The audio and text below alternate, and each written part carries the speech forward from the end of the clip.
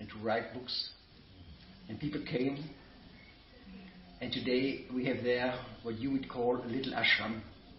More or less there about 50, 60 persons living there, coming, going.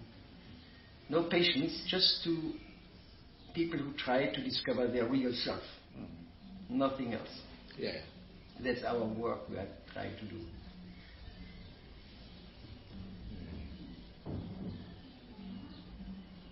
So, absolute truth is realized in three aspects. Brahmeti, Paramatmeti, Bhagavaniti, Saddhati. Some realize the absolute truth as impersonal Brahma. Others realize the absolute truth as localized Paramatma, situated in everyone's heart. And the final realization is the Supreme Personality of God.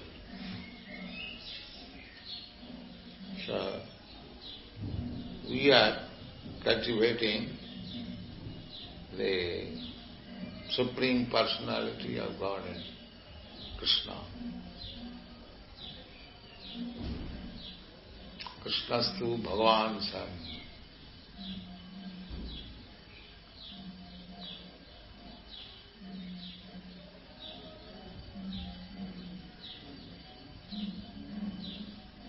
So, which aspect you are cultivating? The Paramatma or the impersonal Brahma or the personality of God? You can't help cultivate all three in the long run. No, all three are one. I beg your pardon? All three? All three. One. One, yes. But it is the angle of vision only. Just like a mountain. Somebody from distant place looking, hazy cloud, something. The mountain is the same. But from long distance, one realizes as hazy cloud. A little more nearer, they realize something green. And if somebody goes in the mountain, he realizes the mountain and the animals and the residence and place, everything. The objective is the same, but the angle of vision different. So, in India or everywhere, some realizing the absolute truth as impersonal, without any variegatedness. The Buddhists do. Buddhists, I think yes, you are right, impersonal.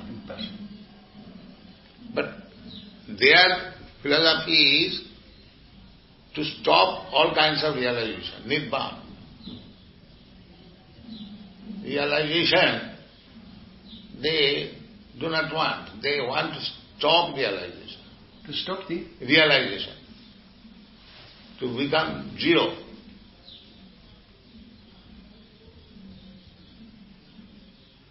Isn't that? To become, I didn't understand. Zero. Zero, yes. Well, zero from the point of view of the old ego. But this zero is everything from the other side. From the point of view of the natural ego, it's zero. But once you touch it, it's the plenitude, everything. So it's beyond something and everything, as far as I understand it is beyond.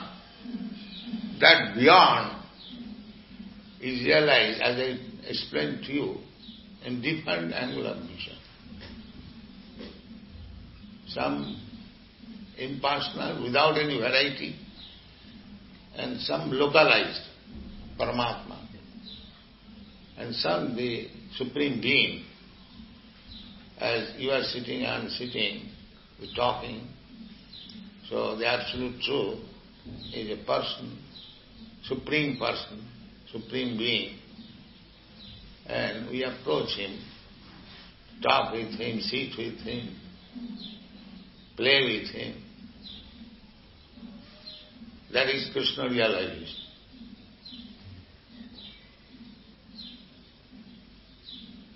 First of all, negation of the material varieties. Then impersonal realization, then localizing realization, then personal realization.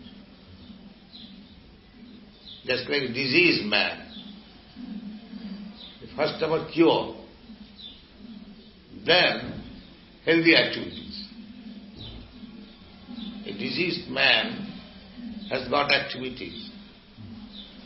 He also eats, he also sleeps, he also evacuates, but all troublesome. Therefore, being disgusted, he wanted to make everything zero. But if he hears that again sleeping, again eating, again evacuating in healthy life, he thinks it is something like his disease condition.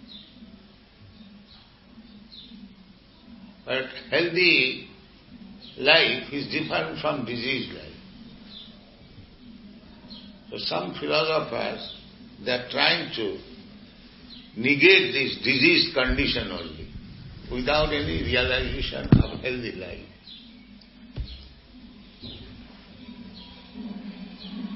So I think Buddha philosophy is called Nibbana, negation of this disease condition of life, pains and pleasure. Am I right or not? You are certainly right. You see, it's big in our work, as I see it. We realize that what from one point of view seems to be bad, for instance illness or dying, what the natural ego does not like, if you go through, it's always the threshold to quite a different reality. Yeah, different it is. The same example as I gave you. In disease condition, the reality is something. And healthy condition, the reality is something else. But if we compare the reality of healthy life with the realities of diseased life, that will be a misconception. The dead, the person who is dead. We take this body dead always. This body is actually dead. Yes. Just like this microphone is made of iron. It is iron. When it is working, responding, at that time also it is iron. And when it is out of order, does not work, it is also iron. Similarly, this body is working on account of the living force within. When the living force is out, it is called dead. But actually it is dead always. The living force is the important thing. That is making him alive. Actually, alive or dead, it is dead. Matter. But the living force is the active principle. That is distinguishing this body as dead or alive.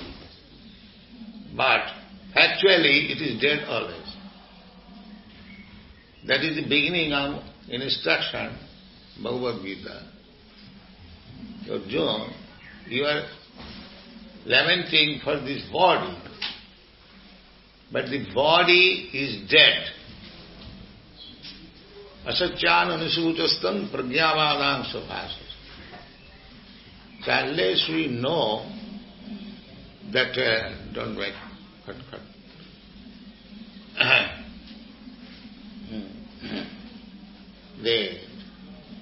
dead body is not the subject matter of study. Either it is in working order or it is in dead order. The subject matter of study is the active principle, which makes the dead body moving. That is the beginning of Bhagavad Gita.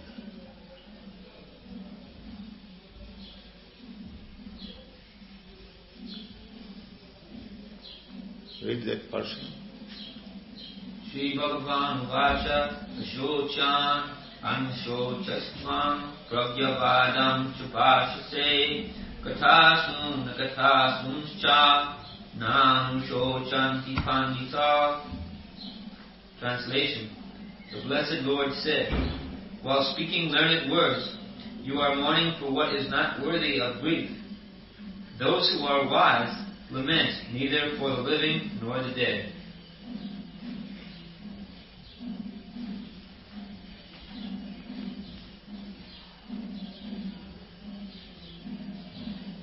What is your opinion about this? May I ask a question? How do you teach your disciples to become aware of this force which is no matter but makes matter alive? That active principle life or living soul? Yes, how do you make them... How do you teach them to them become aware of it? You see, now I listen, and that is, if you like, first, the philosophy, which contains the truth. I don't doubt it. But how to make feel? It's a very simple thing. Yes. Just like a body is moving and body is not moving. So there is an active principle which makes the body moving. And when it is absent, it is not moving. Now the question will be, what is that active principle? Athata Brahma Jijnana. First of all, let him distinguish. What is the difference between this dead body and living body? If a student is unaware of it, he can see that on account of the active principle, the body is changing, the body is moving, and in the absence of the active principle, neither the body changes, neither moves.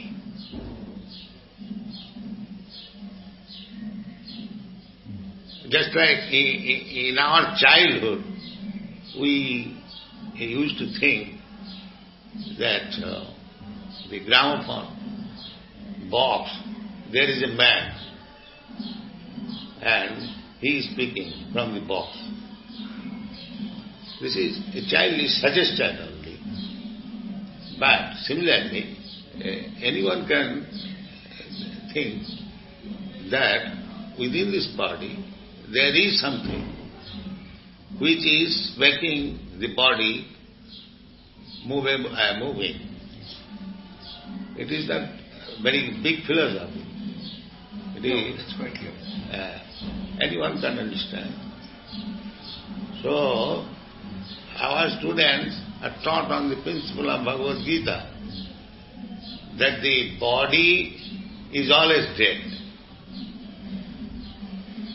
Body is simply just like a machine, a big machine, this machine. It is dead. But as soon as you push the button, it works. Similarly, the body is dead. But within the body, the life or the active principle, so long it is there, it is responding. Just like you are talking, I am asking my student, come here, he comes.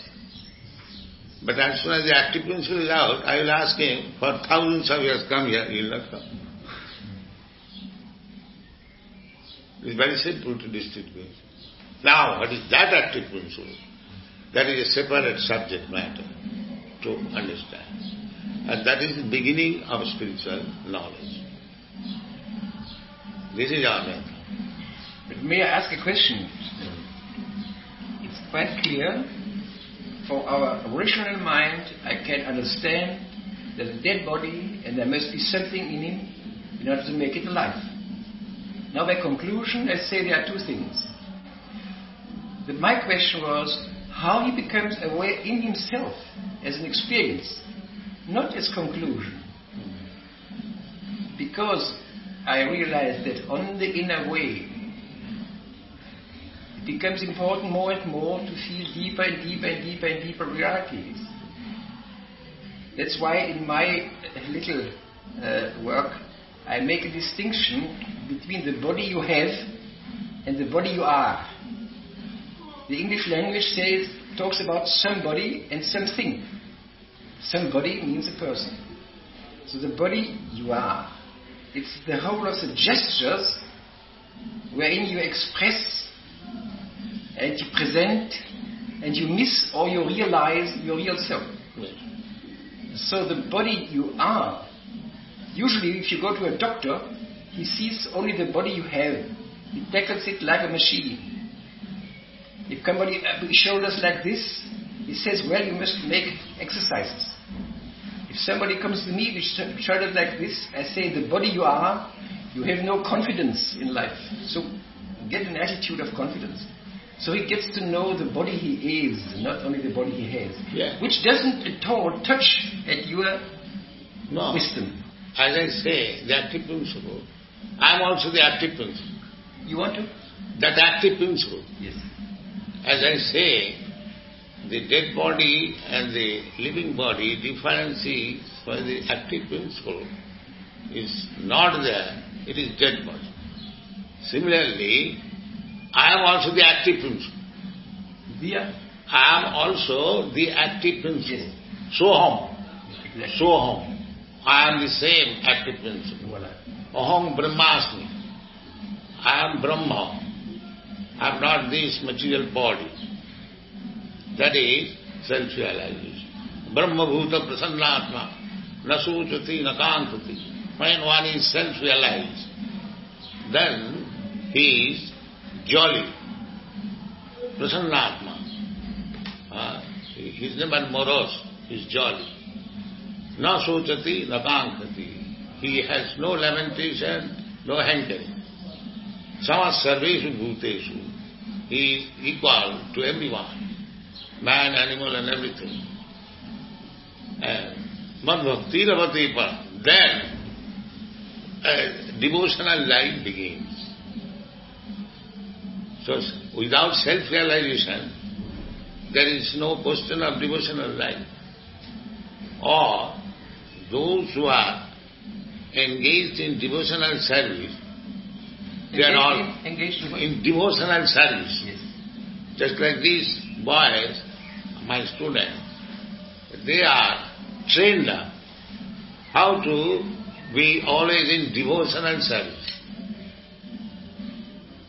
So one who is engaged in devotional service, he is supposed to be already self-realized because he has understood what I am. Yeah. And then he sticks to devotional service. Otherwise he cannot. If one thinks I am this body, then he cannot be engaged in devotional service. Or he cannot stick. He knows that I am part and parcel of God. So my duty is to serve God. This is self-realization. And then he engages himself in devotional service. I understand, Master, that when you say he knows, you don't speak about this knowledge. Which knowledge? You can already, believe, and by this know that I am participating in the great divine person. Yes. And yet, I didn't experience it. Why not experience? So, he knows that I am that active principle. Everyone knows that I am not this body. When I say, this is my finger, I don't say I finger. So, what I am, that realization, self-realization, that I am part and parcel of God. So that he knows that I am part and parcel of God. So therefore my duty is to serve God. So they are engaged in serving God. So this serving God or devotional service is stated in the Bhagavad Gita. Find out that verse that Mam chabhya vicharini bhakti yogena ja sevate sagunan samatitaitan brahma bhuyaya. So, unless one is self-realized, he cannot be engaged in the service of the Supreme Self. Ordinarily, a master and a servant knows that I am engaged by the master. He is giving me food, he is giving me shelter, he is giving me everything for his service. So he is careful in his service. This is a material example. Similarly, self-realization is ultimately, as I told you, that first impersonal Brahma, then localized Paramatma, and then the yogis, they realize, they localize Paramatma. Dhyanavasthitina tadgatina manusha pashyanti jan yogin. The yogis, they observe the super soul within himself and they meditate upon it.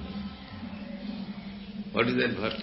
Mam chayo vyavicharina bhakti yogena sevate sagunan samati yaitam brahma bhuyaya kalpate. Translation: one who engages in full devotional service, who does not fall down in any circumstance, at once transcends the modes of material nature and thus comes to the level of Brahman.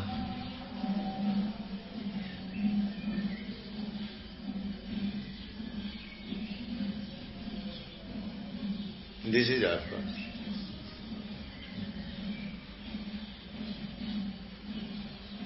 A long way to get there.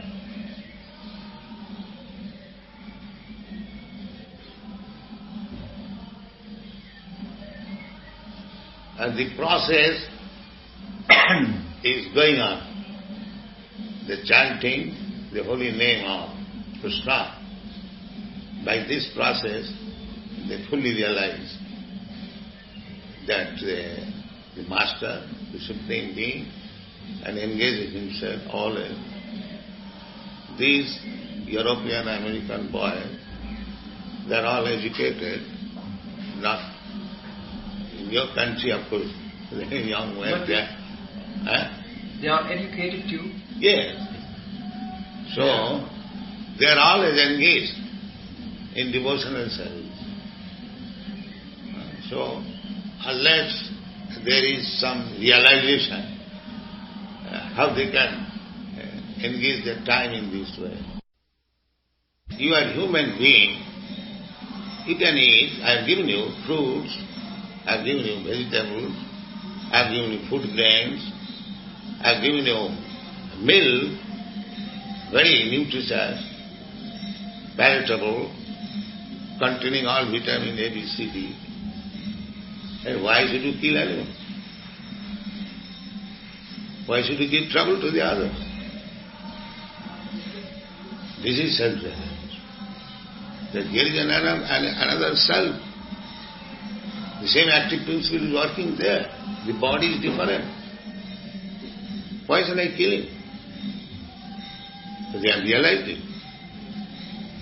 Samas sarveshu bhuteshu, equal vision to all living entities. That the self, that active principle, is working in the fish, in the insect, within the tree, within the plant, within the animals, within the birds, and within me. This is self-realization.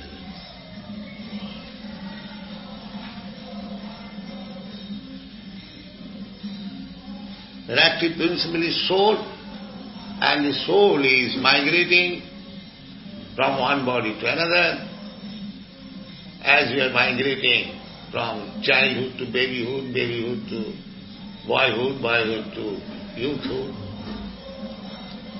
So the soul is the same. The body is different. The body is material and the soul is spiritual. When one comes to this understanding, that is Satya.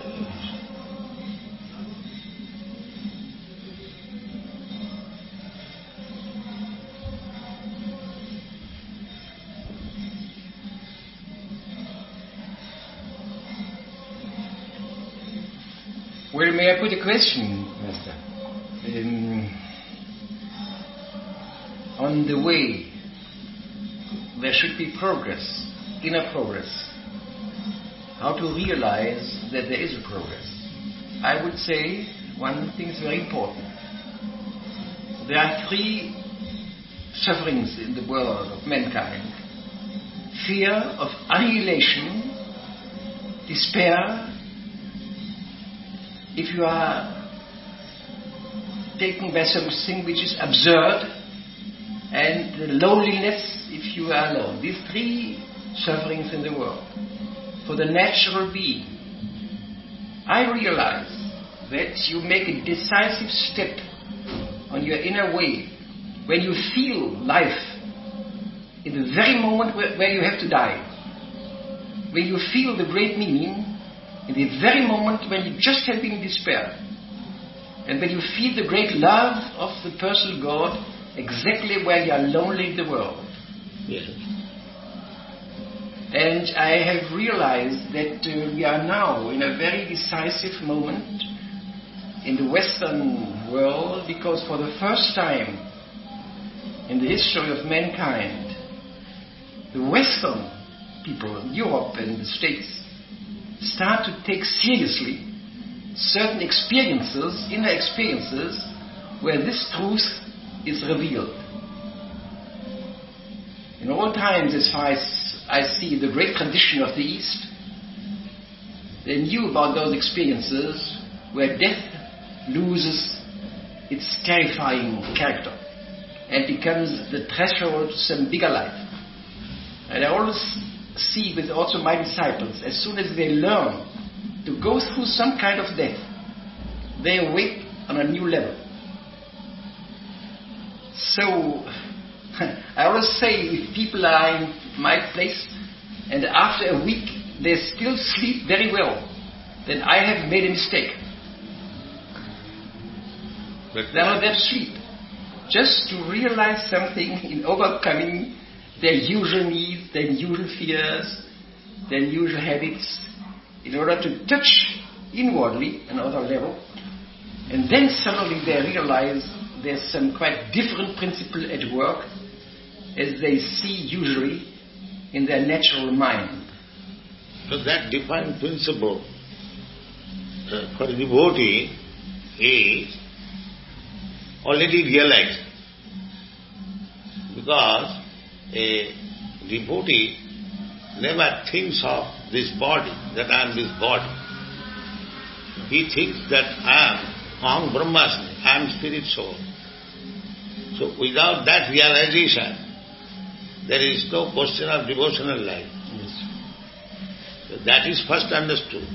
That instruction is being given by Krishna to Arjuna, that you are considering very seriously on this body, but a learned man does not take this body very seriously, either dead or alive. That is the first realization. That everyone in this world, they are concerned with this body, dead or alive. When alive, they take care of the body in so many ways.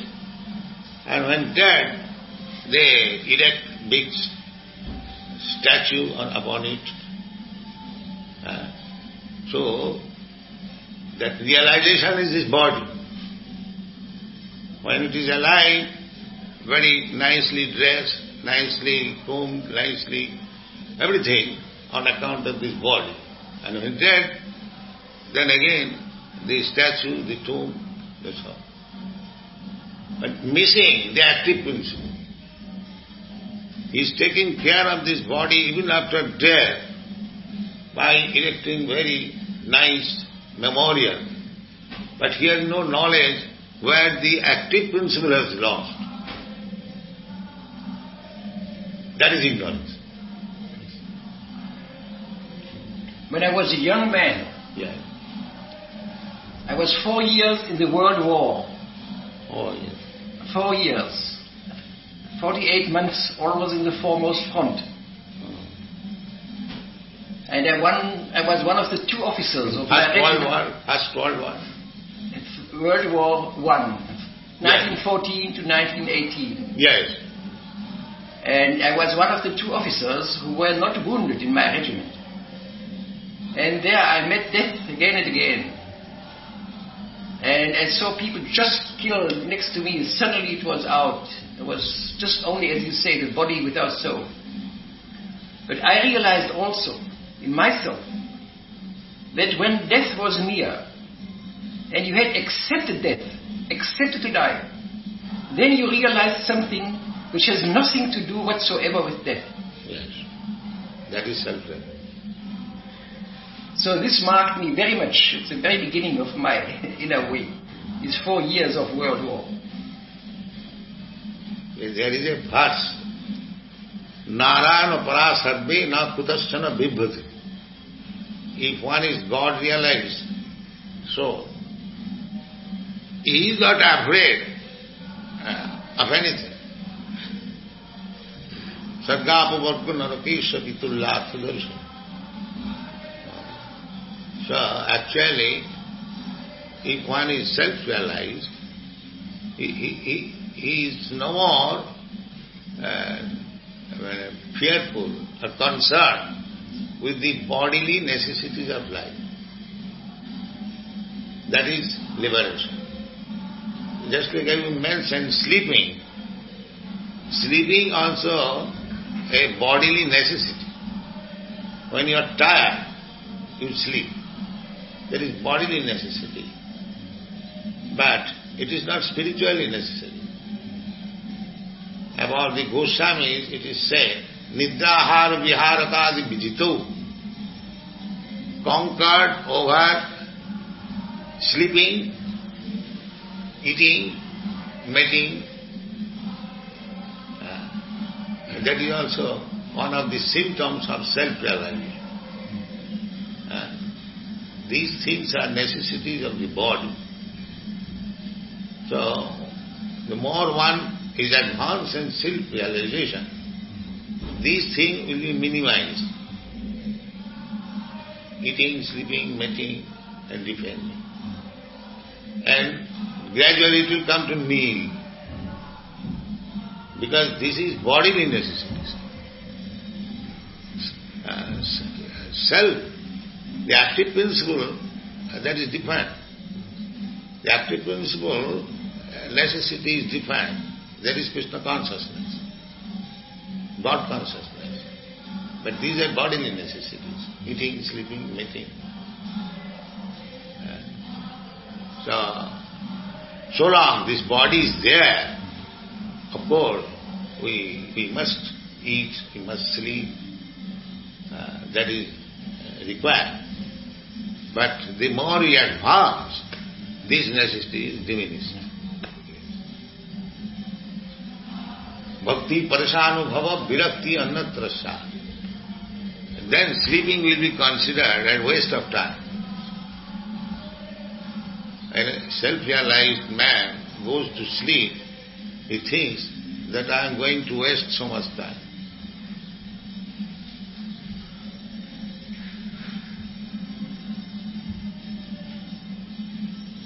Because still I am subjected to the necessities of this body. He regrets.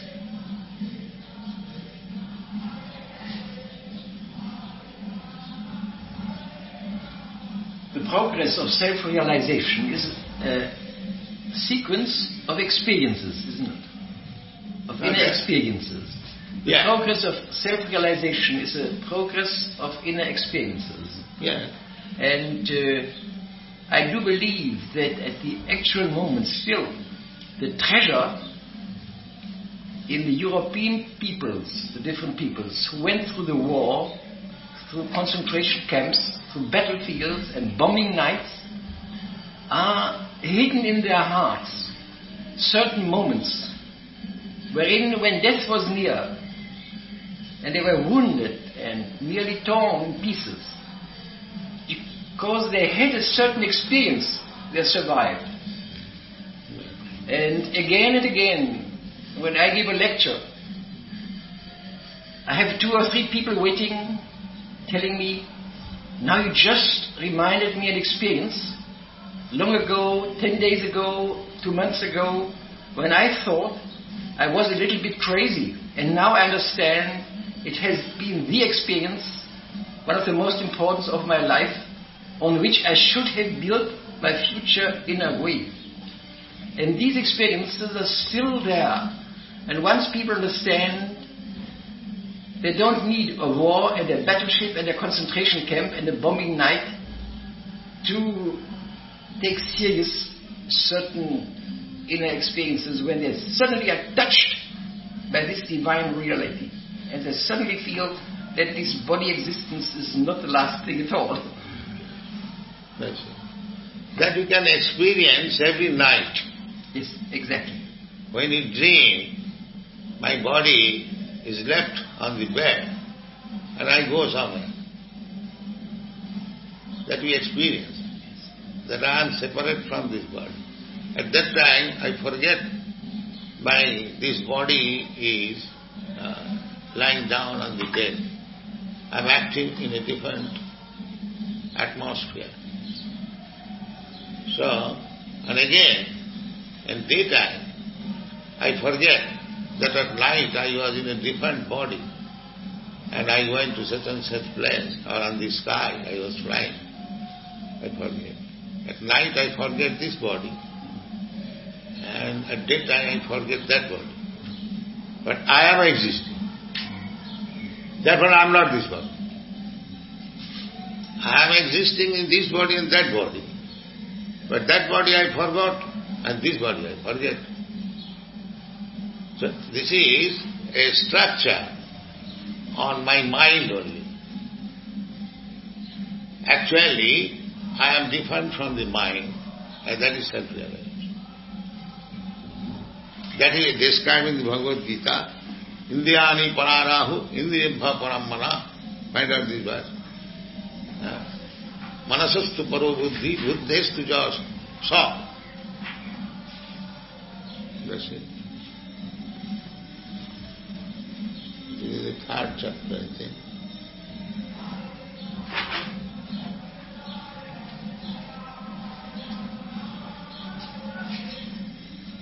Indriyani Ranyahur Indriye Vyakramanav Manasastu Parabudhir Yo Budhe Puratastusa. Translation. The working senses are superior to dull matter. Mind is higher than the senses. Intelligence is still higher than the mind. And he, the soul, is even higher than the intelligence. This is the description. May I put a question, sir, to the question of time, the meaning of time? I think there are 2 ways to look at time and to look at eternity. Time is eternal. Well, Time is eternal, but we calculate time, past and present and future, according to my temporary material existence. Just like a small ant. The ant's past and present is different from my past and present. Is it different from? My past and present. I am a human being. I live for 100 years. So my past and present is different from the ant who lives for, say, a few hours. Is different from? From the ants, a small Oh yes. living entity. And similarly Brahma, his past present is different. Because he has millions and millions of years as one day. So the time is eternal.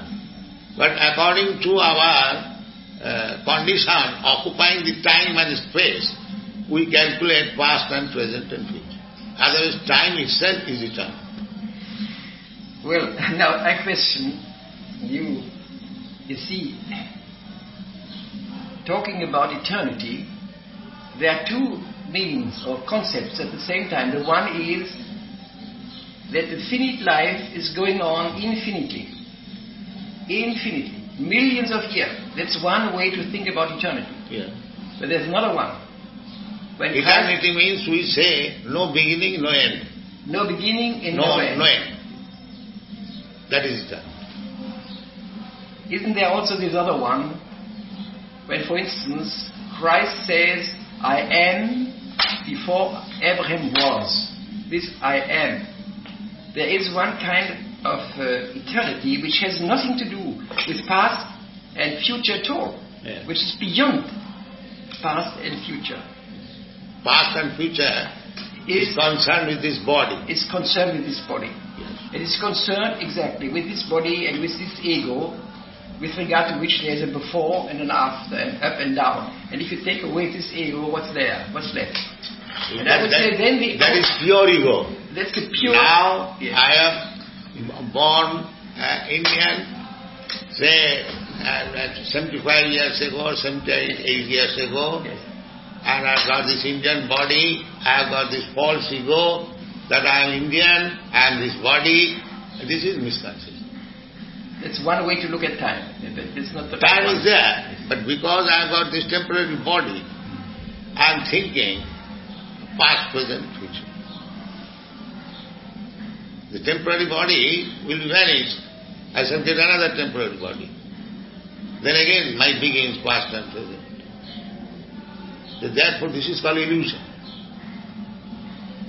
Time is eternal. It has no beginning, no end. But we transmigrate from one body to another. We are miscalculating past, present, future. This time has no beginning and no end. No. But time, in this second sense, has nothing to do with beginning and end. It has no beginning, no end. No beginning, no end. Yes. The beginning and end is of this body. Exactly. And in relationship with this body, we are calculating past, present, future.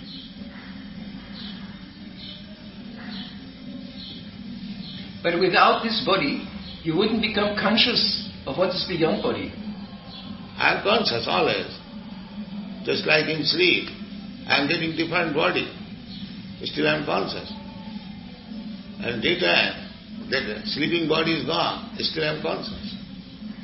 That consciousness is impure on account of our contact with this temporary body.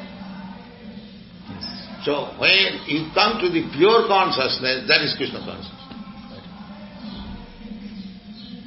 But as an experience, the pure consciousness as an experience has to have a background which is not a pure consciousness. No. Otherwise you could become Pure conscious. consciousness is actually you are. Yes. Just like water. Water is pure.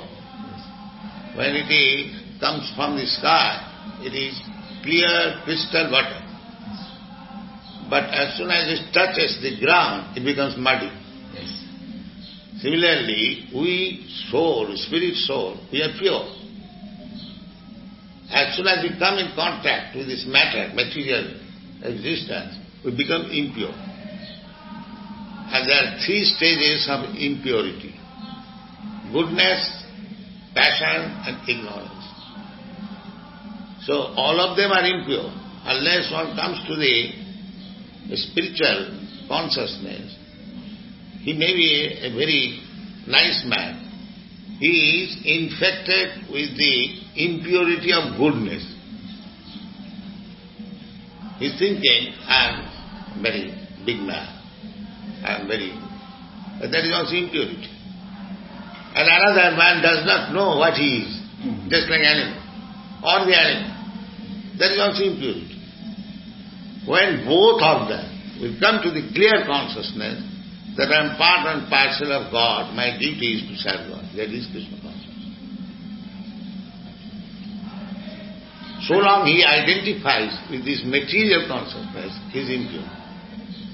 Yeah, just like people are fighting, I am German, I am Englishman, I am this, I am that, I am black, I am white, I am Brahman, I am Shudra, so many designations. These designations are impurity. Just like sometimes the artists, they manufacture a statue naked. In France I saw. Naked. They take it, this naked statue is pure art, not dressed. Similarly, when you come to the nakedness of spirit soul, without this designation of this body, I am American, I am German, I am this, I am that is purity. But the meaning of the impure is to be the background of the consciousness of the pure without having experienced the suffering in the impure. The consciousness is covered by impurity. The consciousness is covered by impurity. Covered, bedecked. Oh yes, covered, yes. First. Just like your health is covered by disease, and the symptom is fever. But that is a covering, that is not your healthy state. Similarly, my consciousness, when I think that I am American, I am German, I am this, I am that is impurity. And when I think that I am neither German nor American, nor this nor that, I am part and parcel of God. That is pure God. But in order to get there, to feel that one is neither this nor that, one must have suffered by first having thought that one is this or that. That suffering is just like you suffer in the dream. Yes. You are attacked by a tiger. Yes. There is no tiger. No. There is no suffering. But on account of your ignorance, you are thinking the tiger is eating me. Yes, but this is a very good example because the dream of the tiger comes very often. And it always means that you are pursued by some of your inner instincts yourself. So you discover in the image of the tiger something which is not right in yourself. Yes, that experience is also material. Yes, exactly. That is not spiritual experience. No. That experience is going on continually, so long we are materially attached. Because in the material world, we are constantly changing our body. Your experience in childhood is different from the experience at this time. So, as we are changing our body, we are getting different experience. And all those experiences are photographed within the mind. And they sometimes come out and make an intermixture. And we see dream and so many contradictory things. And this is going on. Mental speculation. That is hovering on the mental plane. That is not spiritual plane. That it is stated, Indriyani pararahu, indriyabha paramana, manasastu paro buddhi, buddhestu ja parasha. So we have to transcend the platform of intelligence also. Then we come to the platform of spiritual realization. That is instructed in the Bhagavad Gita. What happened to your eyes? It was cut. How? It was an automobile accident. But he's alright. Others also? No, it's just a cut. So, our real business is how to become free from all these designations. Right. Yes. Then we come to the real consciousness. That real consciousness is that I am eternal, God is eternal, I am part and parcel of God, my duty is to serve God. And now I am serving also, I am not free from service, but I am serving under designation.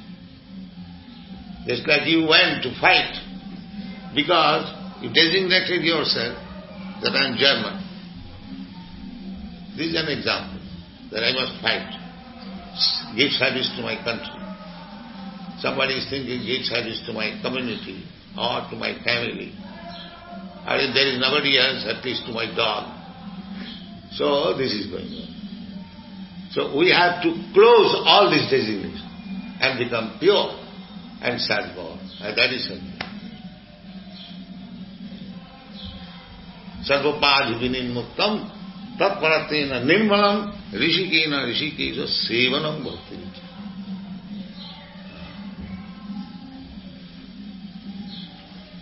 Just like the Arjuna was put in his back. You have read Bhagavad Gita, I think. This Bhagavad Gita. So he was thinking in terms of designation. That I belong to the same family. The other side, they are my cousin brothers. They belong to the same family. So why shall I fight? Let them enjoy. From material point of view, it is very good man. But Krishna condemned him. Asatyan sutastam pragyavada. You are talking very high words, but you are full number one. That is the first. Because he was talking on the platform of this bodily concept of life. But after hearing Bhagavad Gita, when he understood that I am not this body, I am eternal servant of Krishna, my duty is to obey the orders of Krishna. Then he thought. And superficially, he remained the same soldier. Yes. But in the beginning, he was a soldier for his designation of this body. And later on, he became a soldier to carry out the order of the Supreme. Yes. That is the difference. So when we act to carry out the orders of the Supreme, that is self-realization. Not for this body. There's only one way to world peace, through self-realization of those who are responsible. Yes. Self-realization that is stated in the Bhagavad Gita, that one should understand that I am not enjoyed, nobody is enjoyed. That is false. They are trying endeavor for enjoying this world, and that is false. The real enjoyer is the Supreme Lord. We are trying to occupy this land, that land. This is Germany, this is England, this is France, this is India, this is my land. Worshipable, land is worshipable, it is my land. But he should know that no land belongs to us, everything belongs to God. And this is a fact. The land is not created by us. The ocean is not created by us. So why should we claim? This is German Ocean and this is English Ocean. This is all false imagination. So when it comes to this understanding, that nothing belongs to us. The United Nations, they are fighting for the last 20 years. But they are fighting on the false ground. Because everyone is thinking, this land is mine. I must protect it. But there are no self-realization, and there is no peace. As soon two men who are realized there's no war. There's a very wonderful story when the Emperor of Japan took over the leadership again after having been for 600 years only the high priest. Now he wanted to be again the emperor, and he was submitting one daimyo after the other one. Only one resisted in Tokyo. The general of Tokyo did not submit to the emperor and didn't allow anybody to come in to negotiate. So the emperor was very troubled. He said, "Should I burn down Tokyo? I would like to do it." And then his young sword master asked him, he was a realized man, do you permit me to just ride in this town and see the great general? And he said, yes, you know the guards do not permit. Let me do. He sat on horseback and just rode through. The guards like this let him pass. Yeah, he announced himself the great general. And the general said, yes, with him I'm going to talk. And the general himself, being a self-realized man, said, well, all right. In 20 minutes things were in order, and they submitted gently, and without a single shot, peace was established. Because two men of a high level of self-realization met. So that is our point, that if we understand, every one of us realize that we are all servants of God, or sons of God, everything belongs to God, so we can use our Father's property for our maintenance as much as we require, not more than that. See, if we think like that, that is Krishna consciousness, and there will be no more war, everything peaceful. In my work, I always feel the great difficulty, again and again, so it's always there. It's a great difference to believe that you are the Son of God and to feel it and to experience it. As long as it's only a belief, it's well-meaning doing. Yeah. How to prepare the conditions by which disciples might feel. That's always my daily work. That just like, it is very simple thing. Just like if I say, suppose you have not seen your father, your posthumous child, but you must believe that there is father. That there is father. Without father, there is no possibility of my existence. That is belief. And in the Christian experience, this is experience. The Christian people, they go to church. Oh God, give us our daily Father, give us our daily bread. So there is the Supreme Father that is confirmed in the Bhagavad Gita. Find out this. Sarvajonishu kauntya sambhavanti murtayaja tasang mahatri brahma aham bija padapita. Krishna says, God says, I am the seed-giving Father of all living entities in different forms of life. There is one difficulty in the western part of the world which might not be so great in the eastern part. If I realize in Japan, when they talked about father and mother, especially also mother, it was always something to be loved, to be grateful, to submit. In our countries now, the father is generally the one who does not understand anymore his son. And the son has to get rid of his body father in order to be able to realize himself. So very often, the main obstacle in our youth is the image of mother and father, because they have never understood their children. So the word father, for many people in the western part of the world, misunderstood. Is something not very agreeable. Yeah. It's always the authority like this, the not understanding, the not loving, the authority. You see, there are so many fathers who say in their family, I don't know what you are talking about freedom. In my house, everybody can do what I like. So they are very much under this spell today. So I just say this because it's very funny also in this trend of development of religion of today.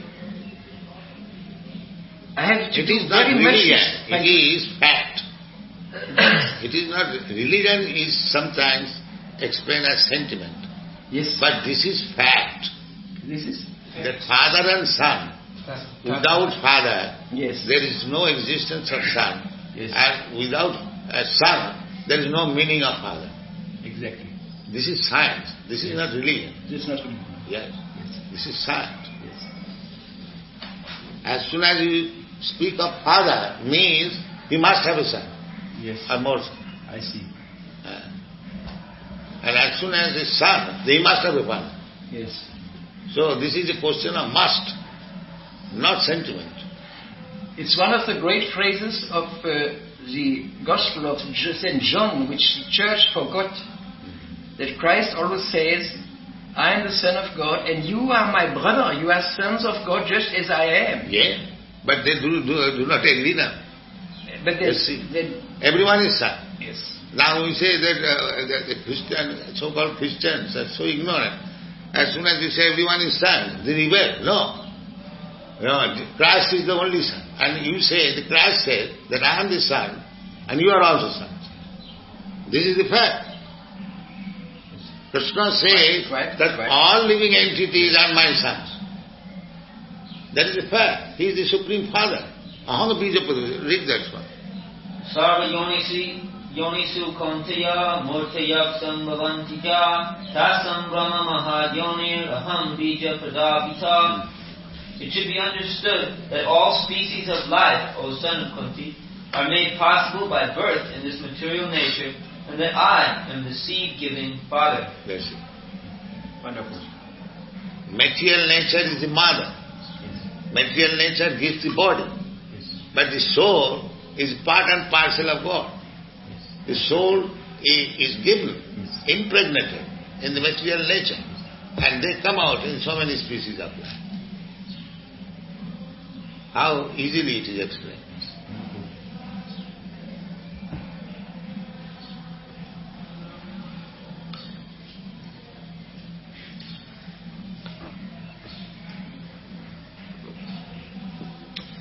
So, self-realization is explained that samas sarveshu bhuteshu, equality to all living entities.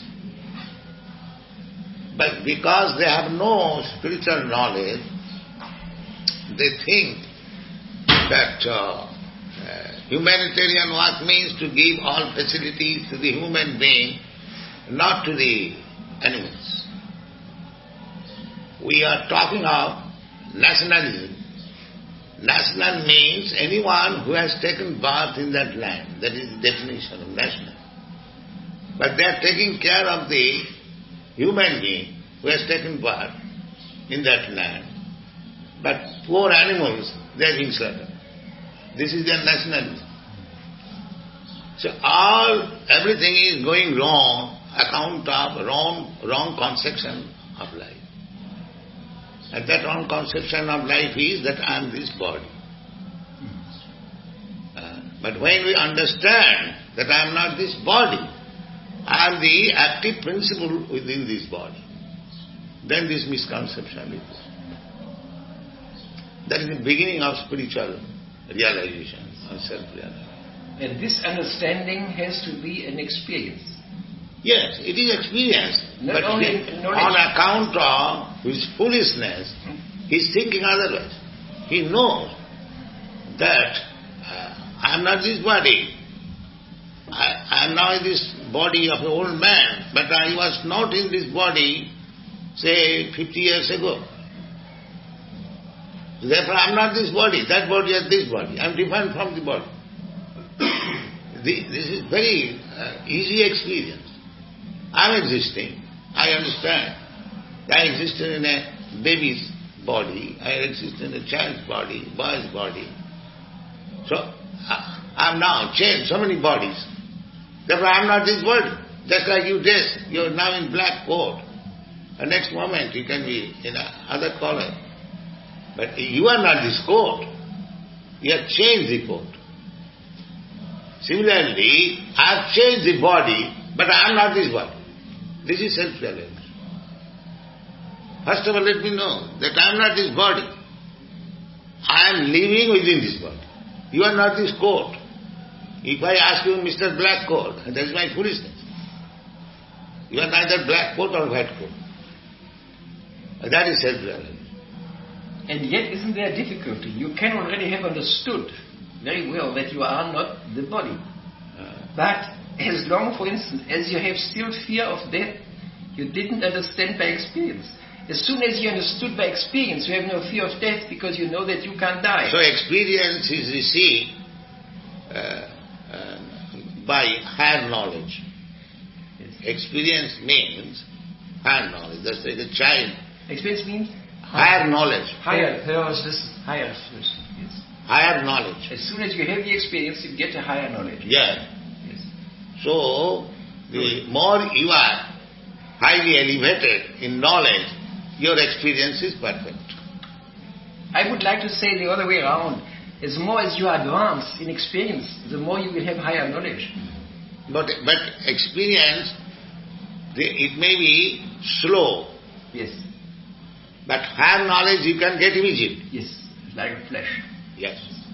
Just like Krishna says. Well, it's awakening. Yeah. Krishna says that you are not this body. Yes. So instead of my experiencing for years and years that I am not this body, we take the knowledge from Krishna, the perfect, and my experience is now received. Yes, I understand. Therefore, Vedic instruction is Tad-vijnanatham sa gurumeva avivachet. In order to get first-class experience of the perfection of life, you must approach Guru. That is the Vedic injunction. Samipani Srotriyam Brahmanishta. Now, who is Guru? Whom shall I approach? The next line explains that I approach such Guru, Srotriyam, who has heard from his Guru perfectly. That Guru. Who has no chance of hearing from perfect Guru, he is not Guru. This is called Guru Parampara, disciplic succession. I hear from a perfect person and I distribute the knowledge the same way, without any change. So Krishna gives us knowledge in the Bhagavad Gita. We are distributing the same knowledge. It is not by our... water is not... Water I don't know. There is water. So, I am always inexperienced because my power of understanding is very little. Therefore, I must get experience from a person who is perfect. Then my experience is perfect. Just like a child does not know what is this. He asks his father, what is this, father? Father says, my dear child, it is microphone. The child knows it, microphone. That knowledge is perfect. Although his capacity is imperfect. A child is imperfect. But because he gets the knowledge from the perfect father, who knows what it is, when he speaks a microphone, he speaks rightly. This is perfect process of knowledge. You approach the perfect person and get knowledge, and that is your perfect experience. Personally, I may be, you may be not perfect, but because I get the knowledge from the perfect, my knowledge is perfect. This is our process. We are getting knowledge from Krishna, the most perfect. Or you get knowledge from Jesus Christ, that is also perfect. Because the source is perfect. I am taking knowledge from God and you are taking the knowledge from the Son of God. He has come directly from Him. The same. So, but we have to receive knowledge from the perfect. Not by ascending process, experiencing failure, experiencing failure, experiencing failure. Not like that. That will take long time. But if you actually want to be perfect, just approach the perfect, take knowledge from him, and you become perfect.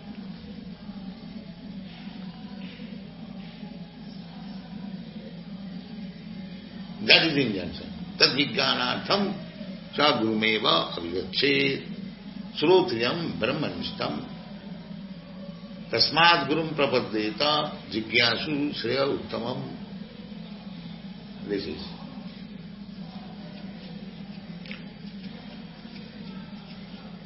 Evam parampara praptam imam rajarsayo vidu. Find out this verse. 4th chapter.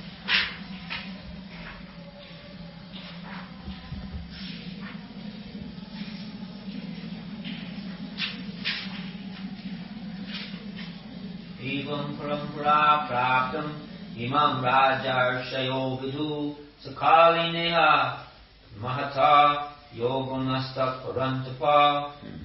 This supreme science was thus received through the chain of disciplic succession, and the saintly kings understood it in that way. But in course of time the succession was broken, and therefore the science as it is appears to be lost. Yes. Absolutely. Yes.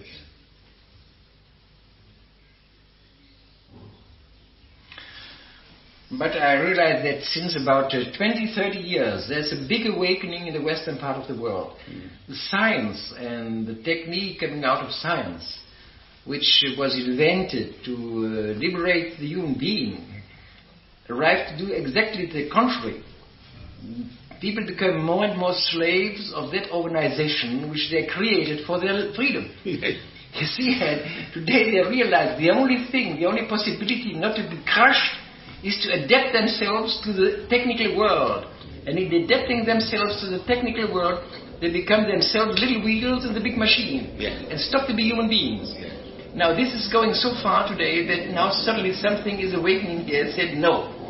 And there's kind of a rebellion in our Western, as you know better than I do, in our Western mankind, and they say, well, after all, you see, science say, whatever you are feeling here, it's only subjective. The only thing which counts are the objects. Now today, mankind awakens and said, no, I'm not subjective, I am a subject, I'm a person.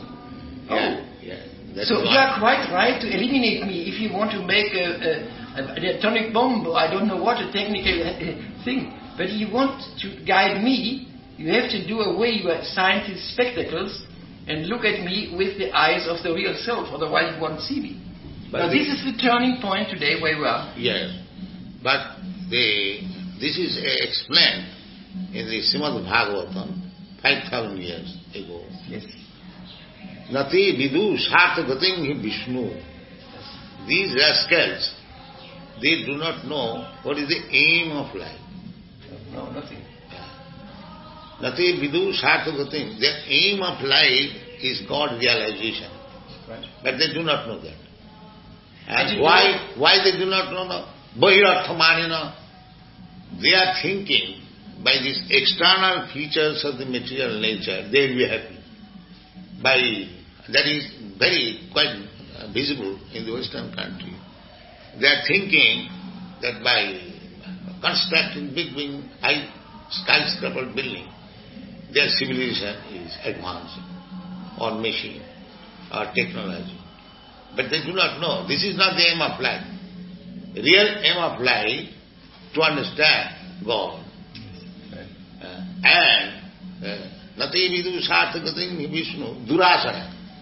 Durasaya means something utopian hope, which will be never fulfilled.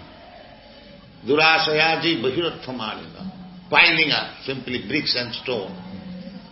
They are thinking in this way we shall be happy. That is durasaya. That is never to be fulfilled. And then how this society is being led? Andha. The leader is a blind man.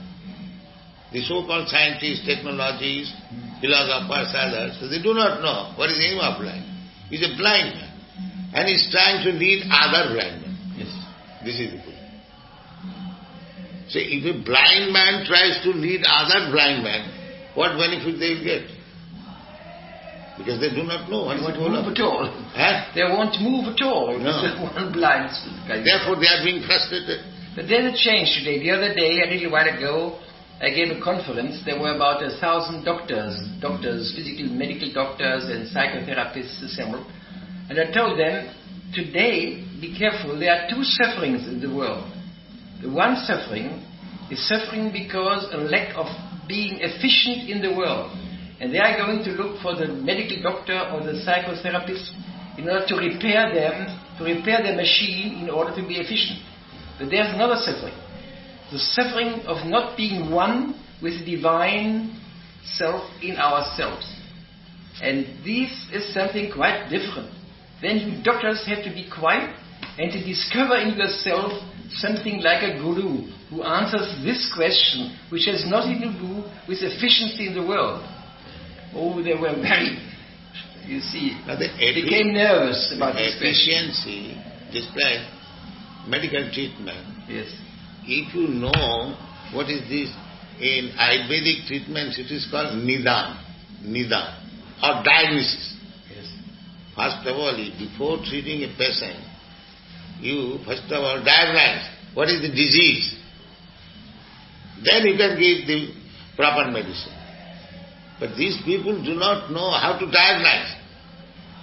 The diagnosis is that they must realize the Supreme. That is the disease, because they have forgotten Exactly. the Supreme. They are suffering. The symptoms are different. But they are treating only for the symptoms, Yes, not for the root cause. Yes, absolutely. And this Krishna consciousness movement is trying to treat the patient from the root cause. They have forgotten God, let them remember God. Then everything will come into. There's no disease of the human being which the animal has not, Yes. which has not this source. Any kind of human malady and disease which is reserved to the human being has always this source of being separated from the innermost reality. Yes. Not only that, other than lower animals, birds, beasts and other, they have no problem. And we have created so many Right. problems. They have no eating problem. Thousands and thousands of sparrows are here. They have no problem of eating. They're very nicely jumping, flying, eating. And eating each other without complex. Yes. Yes. And they have problem. They are killing only. The human society, they should be advanced so much that even the birds, they have nothing to kill for their eating. They have got sufficient food. And we are advanced human beings.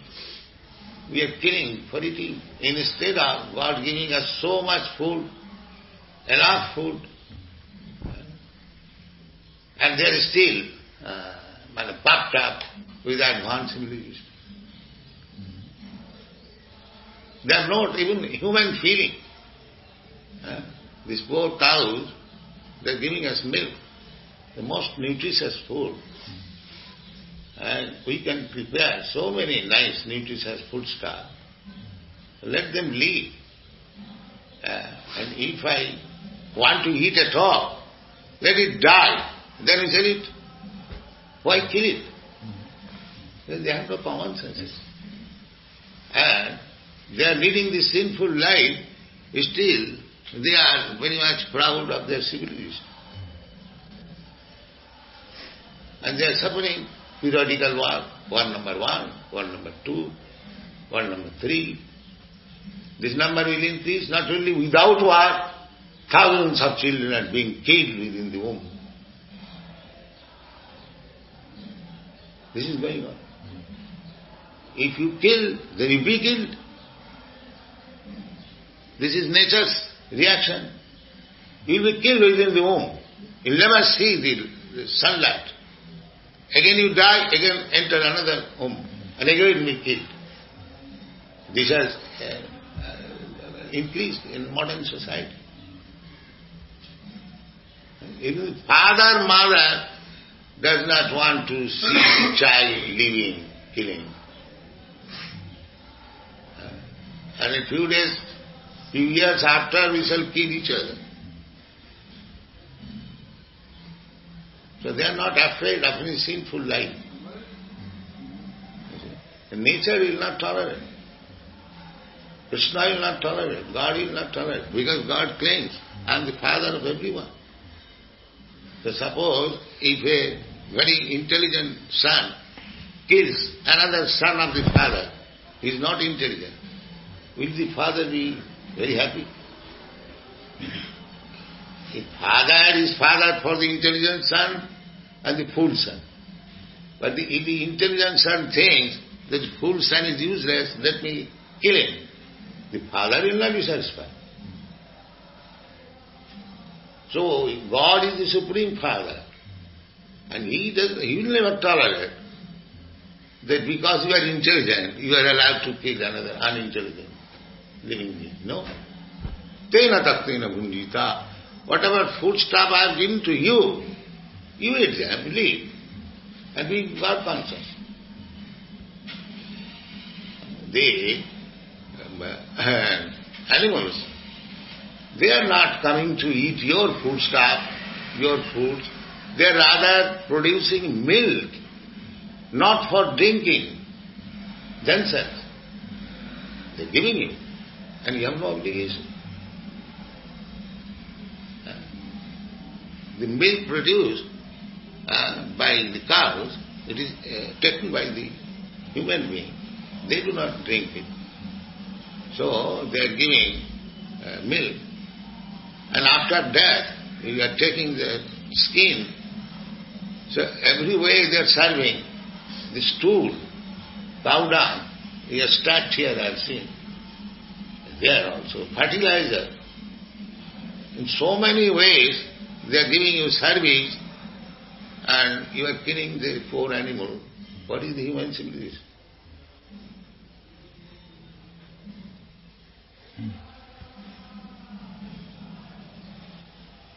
Therefore Lord Buddha wanted to stop animal killing first. When there was too much animal killing, the incarnation of Lord Buddha was there to stop animal killing. In Buddhism there is no animal killing. Although they are now killing animals. But originally, the Buddha religion means non-violence. Also Lord Christ also said, thou shalt not kill.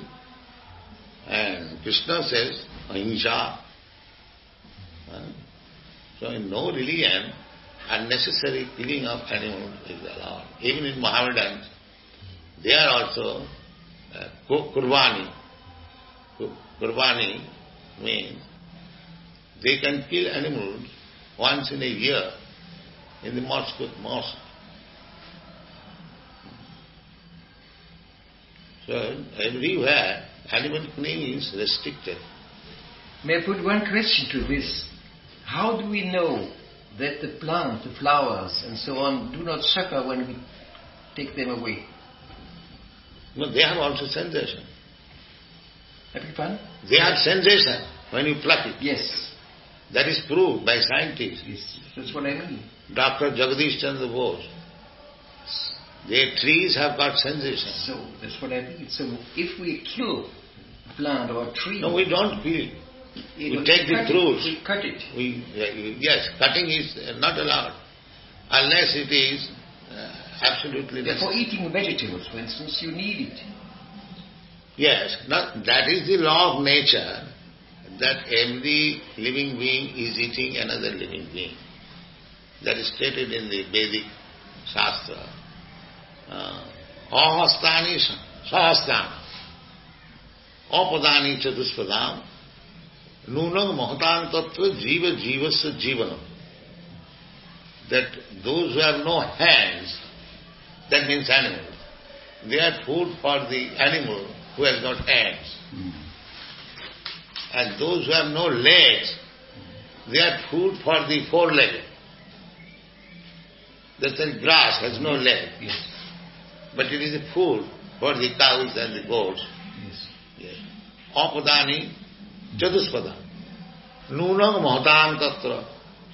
Then one who is powerful, very powerful, just this tiger, it jumps upon another animal. So, because the other animal is weak, and this animal is strong, Yes. so in this way, the feeding is going on. One animal, one living being for the animal. But when you come to that is nature. The tiger will never eat grass. we human beings, we eat grass, goat, cows, and everything. We are because advanced, so-called advanced. But our foodstuff is to accept the remnants of foodstuff which is eaten by Krishna. That is our flavor. Krishna Prasad. Just like in this temple, we don't eat anything. Neither we eat grass, neither we eat anything. We eat Krishna Prasad. So, Krishna says that you give me this foodstuff. Patram pushpam phalam toyam jumi bhaktapi. So, we are not eating on the material platform. We are eating on the spiritual platform. Because we are eating, if there is anything sinful, that is Krishna's. We are taking its remnants of food. This is our philosophy. We don't advocate vegetarianism or non-vegetarianism. We advocate eat Krishna's prasad, the remnants of food which is offered to Krishna. This is our philosophy. Now apart from this philosophy, there is, because one living entity is food for another living entity, it does not mean that I shall eat my children also. There is discretion that human beings, they should offer these fruits, vegetables, milk, as it is prescribed in the Shastra, to God, Krishna, and take. That is human civilization. Not for the satisfaction of the tongue, we have to maintain big slaughterhouse and eat them.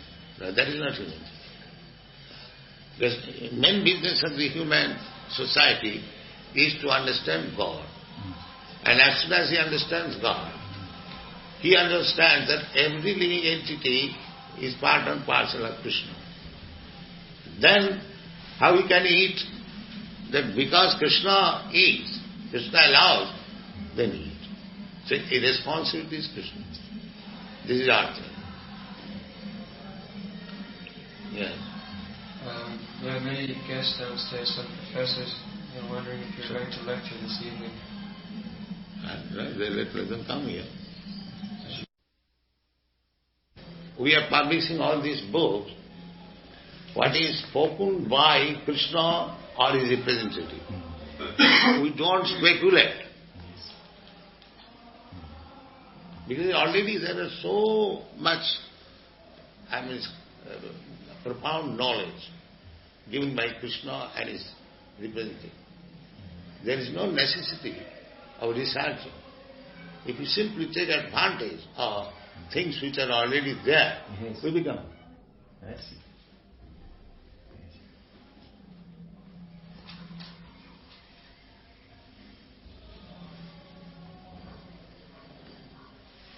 I have published about 14 books like this. Incredible. What a thing.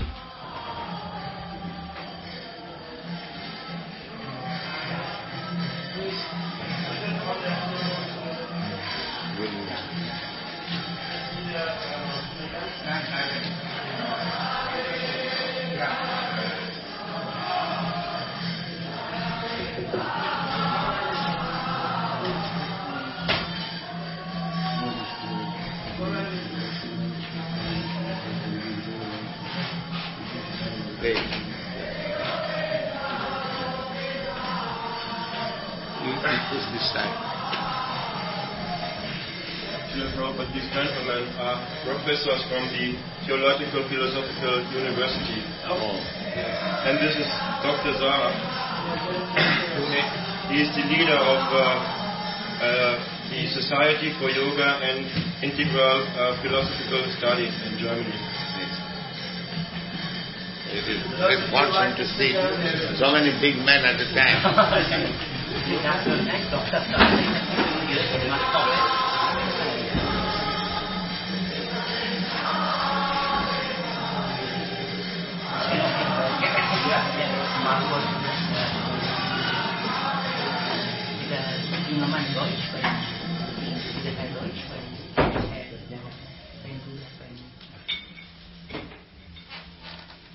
So we are also talking this doctor about this philosophy, how human civilization should be conducted.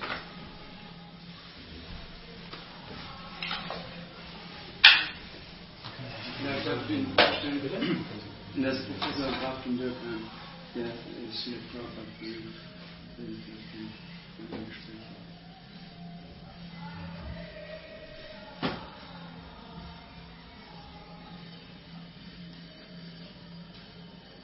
I was explaining to Prabhupada that at the present moment, not at the present moment, always in this material world, we do not know what is the goal of life. We have got different philosophies, different mode of life, because we do not know what is the goal of life. If the goal of life is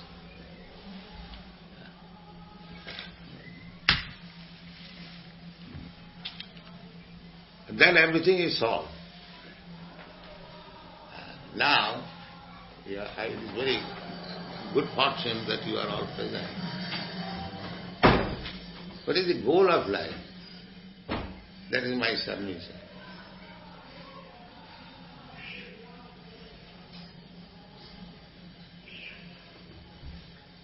Human life is there. Human intelligence is there. So, what is the goal of life? To achieve.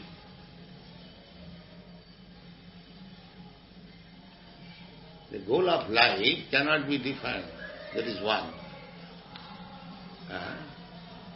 That is, we take from Vedic literature, this goal of life is to understand what is God.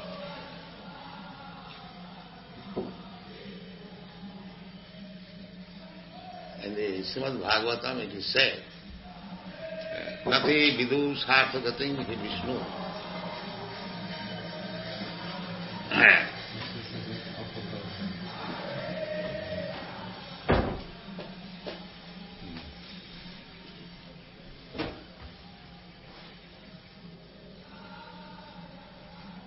That is one issue.